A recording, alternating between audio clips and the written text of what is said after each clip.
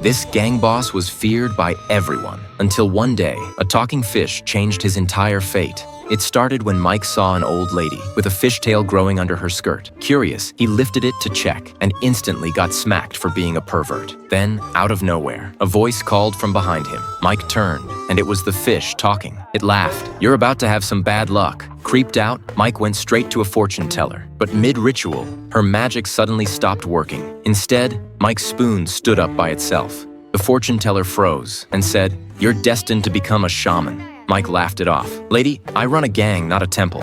But that night, weird things started happening.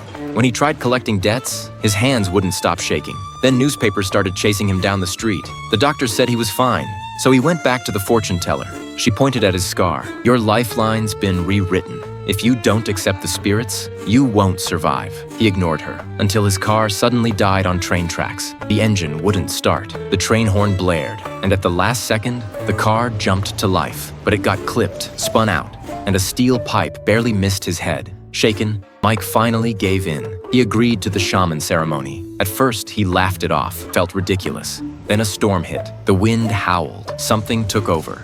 He climbed a wall, moved a stone, and uncovered a string of ancient bells. From that day on, the gangster became the most feared and respected shaman in town. People lined up to have their fortunes read. Even other shamans came to challenge him, but he saw straight through their lies. Soon reporters came knocking, but to keep his gang from finding out, Mike gave every interview wearing a hood. The man who once ruled the streets now spoke for the spirits. Crazy part? It all started with a fish.